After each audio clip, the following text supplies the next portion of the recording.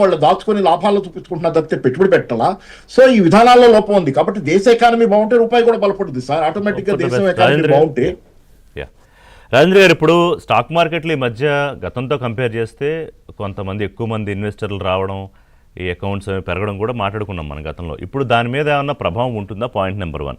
అలాగే ఈ లోన్స్ వడ్డీ రేట్ల గురించి కూడా కొంతమంది కాస్త ఆందోళన చెందుతున్నారు, ఏమైనా పెరిగిపోతాయా ఈఎంఐలు అవిను. అలాగే కంపెనీల మీద భారం పడితే వాళ్ళు ఉద్యోగులను తీసుకోవడం లేకపోతే జీతాలు పెంచడం వీటి మీద కూడా కొంత డెఫినెట్గా ఇంపాక్ట్ ఉంటుంది. కాబట్టి అది ఎలా ఉంటుందో చెప్పండి ఈ 3.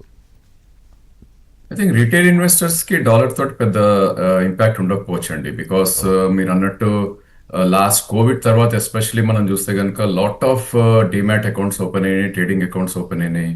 సో ఈవెన్చువల్లీ ఆ డేటా మొత్తం మనం కంపైల్ చేసి చూస్తే కనుక probably most of the accounts ఏవైతే ఓపెన్ అయ్యో షార్ట్ టర్మ్ అండ్ స్పెక్యులేటివ్ నేచర్లోనే ఉన్నాయని చెప్పొచ్చు. ఎందుకంటే మనకి ఎవ్రీ ఇయర్ ఫినాన్స్ మినిస్టర్ నుంచి రిపోర్ట్స్ వస్తుంటాయి, retail investors 1 lakh crores loss అయ్యారు ఈ సంవత్సరం, ఇవన్నీ కూడా. సో వాళ్ళకి పెద్ద డాలర్ వల్ల I don't think there would be any impact. So ఇందాక పాపారావు గారు చెప్పినట్టు ఐ థింక్ కంపెనీస్ ఏవైతే 2022-23లో ఎప్పుడైతే $75, $80 or $82 ఉన్నప్పుడు they took lot of loans, especially Adanis and Reliance.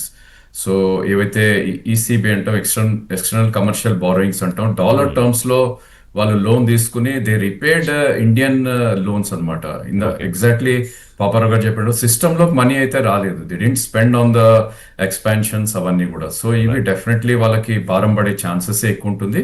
Of course man power retention అవన్నీ కూడా ఐ థింక్ మ్యానుఫ్యాక్చరింగ్ కంపెనీస్ లో పెద్ద ఉండకపోవచ్చు, బట్ డెఫినెట్లీ ఆ కంపెనీస్ కి వాళ్ళ రిజల్ట్స్ లో నెక్స్ట్ 1-2 quarters లో ఇంపాక్ట్ అయ్యే ఛాన్సెస్ ఉంటుంది. So only we should hope ఏంటంటే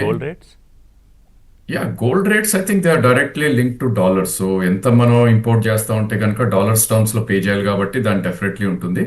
బట్ ఈవెన్చువల్లీ గోల్డ్ రేట్స్ కూడా ఐ థింక్ ఒక స్టేజ్ లో మనం చూస్తే కనుక డాలర్ డీ లెవరేజ్ అయ్యే ఛాన్సెస్ కూడా ఉంటుంది గోల్డ్ కి, మన ఇండియన్ ఇన్వెస్టర్స్ ఎవరైతే ఉంటారో. బట్ ఈవెన్చువల్లీ గోల్డ్ ఇప్పుడు కూడా డిమాండ్ ఏదైతే ఉంటుందో డాలర్ టర్మ్స్ లోనే ఇంపోర్ట్ చేయాలి కాబట్టి ఈవెన్ గోల్డ్ రేట్స్ కూడా డాలర్స్ పెరుగుతున్నప్పుడు పెరిగే ఛాన్సెస్ ఎక్కువ ఉంటాయి. Right sir.